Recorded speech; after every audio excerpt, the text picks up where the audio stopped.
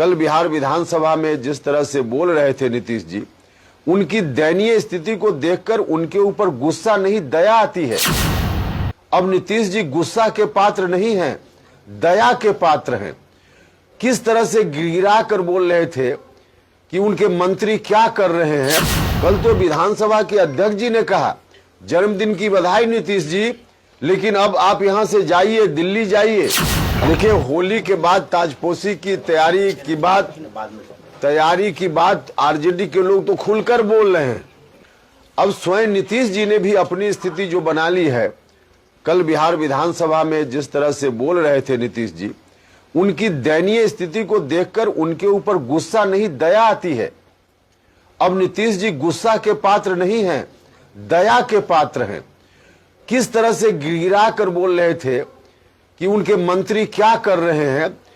अब उनके मंत्री उनकी बात नहीं मानते हैं। खुद ही उन्होंने कहा बिहार विधानसभा में कि कैबिनेट में कोई प्रपोजल जाता है उसको बाहर नहीं बोला जाता है जब तक कैबिनेट से पारित न हो जाए।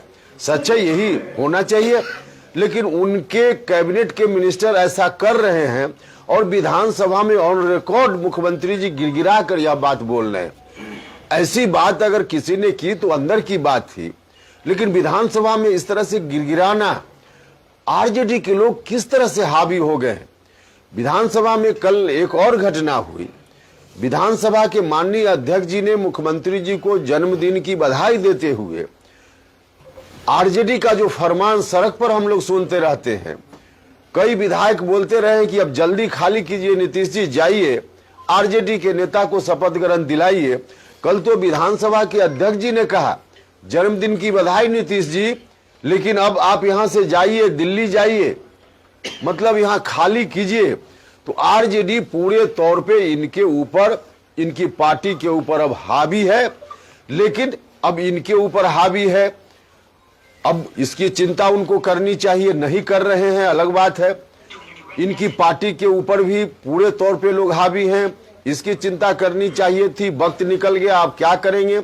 लेकिन बिहार के ऊपर हम हावी नहीं होने देंगे, यह हमारी ड्यूटी है। और इसीलिए हम लोगों के बीच घूम रहे हैं कि जिस परिस्थिति का सामना करने की जरूरत पड़े हम करेंगे, लेकिन हम और हमारे साथी मिलकर बिहार को वहां नहीं उनके हवाले हम जाने देंगे। तो मकसद हम लोगों की यात्रा का यही है। अब आपका कोई सवाल हो तो उसका जवाब देंगे। ताजपोशी की तैयारी चल रही है तेजस्वी यादव की। देखिए, होली के बाद ताजपोशी की तैयारी की बात आरजेडी के लोग तो खुलकर बोल रहे हैं, और इसी का विरोध, इसी का प्रतिकार हमने किया पार्टी में रहते हुए। यह गलत हो जाएगा, क्योंकि नीतीश जी को बिहार के लोगों ने किस काम के लिए सत्ता सौंपी थी, तो अब कर तो रहे हैं लोग। अब इसको तो अब नीतीश जी को सोचना चाहिए था, लेकिन नहीं सोच रहे हैं। अगर ऐसा हुआ तो बिहार फिर से जल उठेगा, बिहार की स्थिति फिर वही पुरानी बन जाएगी, 2005 से भी बदतर स्थिति बन जाएगी। अगर उनके हाथों में सत्ता सौंपने की बात हो गई तो बहुत दुर्भाग्यपूर्ण दिन होगा। लेकिन हम लोग डटे हैं, बिहार के लोग हमारे साथ खड़े होंगे, ऐसा मेरा विश्वास है, और हम लोग मिलकर उस काम को रोकेंगे। उपेंद्र कुशवाहा जी को नीतीश कुमार अपने बाद दूसरा नेता बनाकर ले गए थे जेडीयू में।